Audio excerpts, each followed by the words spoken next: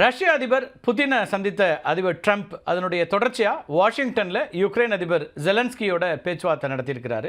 இன்னும் 2 வாரங்களில் போர் குறித்த ஒரு முடிவு தெரிந்துவிடும் அப்படின்னு ட்ரம்ப் சொல்லியிருக்கார். இந்த பேச்சுவார்த்தைக்கு பிறகு யுக்ரைன் ரஷ்யா போரை பொறுத்த வரைக்கும் அதனுடைய அந்த போர் நிறுத்தம் அப்படிங்கிறது மட்டுமே தன்னுடைய இலக்கு அப்படின்னு பிடிவாதமாக சொல்லி வந்த ட்ரம்ப் இப்போ என்ன சொல்கிறாருன்னா, புதினோட நிலைப்பாட்டை இப்போ ஏற்றுக்கிட்டு போர் நிறுத்தத்திற்கு பதிலாக முழுமையான அமைதி ஒப்பந்தம் தான் சிறந்தது அப்படின்னு ஒரு முடிவுக்கு வராரு. இப்போ எதிர்காலத்தில் ரஷ்யாவுடைய தாக்குதலிருந்து யுக்ரைனை பாதுகாப்பதற்கு உத்தரவாதங்கள் அவசியம் அப்படின்னு ஜெலன்ஸ்கி பலகாலமாக வலியுறுத்தி வரக்கூடியதை நம்ம பார்க்குறோம்.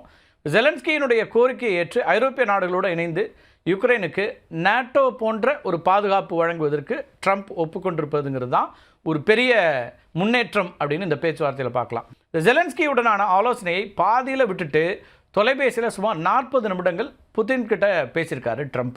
அதாவது இந்த பேச்சுவார்த்தைகளில் சில விஷயங்களை புதினை ஏற்றுக்கணும், ஏன்னா 2 பேருக்கும் பாட்டில் நெக் பாயிண்ட்ஸாக நிறைய இருந்துச்சு, ஸ்டிக்கிங் பாயிண்ட்ஸாக நிறைய இருந்துச்சு. அப்போ முரணான இந்த நிபந்தனைகள்லாம் விதிச்சிருந்தாங்க ரஷ்யாவும் யுக்ரைனும். ஸோ அது பற்றிய பேச்சுவார்த்தை நடந்துச்சு. அப்புறம் அதுக்கு பிறகு தான் முத்தரப்பு சந்திப்பை ஏற்படுத்தவே புதினோட அவசரமாக பேசியதாக ட்ரம்ப் பதிவு செய்கிறாரு. இப்போ ட்ரம்ப், புதின், ஜெலன்ஸ்கி இவங்களுடைய இந்த சந்திப்புங்கிறது ரஷ்யாவில் ஆக்கிரமிப்பில் இருக்கக்கூடிய டான்பாஸ் மற்றும் கிரீமியா இந்த பகுதிகளுடைய எதிர்காலம் குறித்து முக்கியமான முடிவு எடுக்கிறதுக்கு உதவும் அப்படின்னு எதிர்பார்க்கப்படுது.